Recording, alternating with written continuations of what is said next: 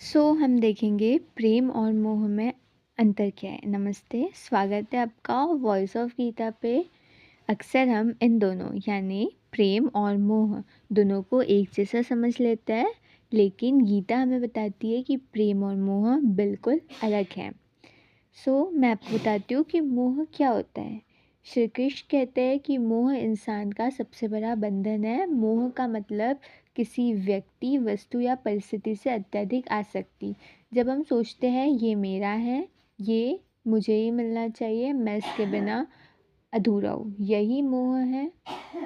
मोह हमें बंधन में डालता है और दुख की जड़ बनता है। उदाहरण के लिए कोई माता पिता अपने बच्चे से इतना मोह कर लेते हैं कि उनकी स्वतंत्रता ही छीन लेते हैं। ये प्रेम नहीं, ये मोह है। मोह में स्वार्थ छुपा होता है। अब मैं आपको बताती हूँ कि प्रेम क्या होता है। श्री कृष्ण के अनुसार प्रेम निस्वार्थ होता है। प्रेम में मैं और मेरा नहीं होता है, इसमें सिर्फ देने की भावना होती है। सच्चा प्रेम व्यक्ति को ऊंचा उठाता है, उसकी आत्मा को मुक्त करता है। भगवान श्री कृष्ण ने अर्जुन को यही समझाया कि प्रेम आत्मा को ईश्वर से जोड़ता है, जबकि मोह आत्मा को संसार के बंधन से बांध देता है। उदाहरण के लिए माँ अपने बच्चे से निस्वार्थ प्रेम करती है।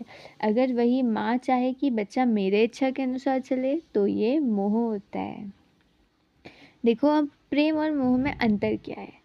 मोह हमेशा चिंता और डर देता है कि अगर ये खो गया तो क्या होगा।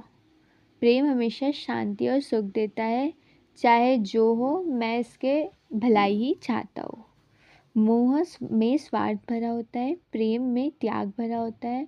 मोह बंधन है, प्रेम मुक्ति है। गीता का यही सार है।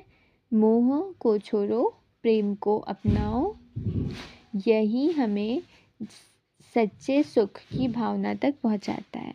ऐसी वीडियो के लिए प्लीज़ सब्सक्राइब कर लीजिए और लाइक करो।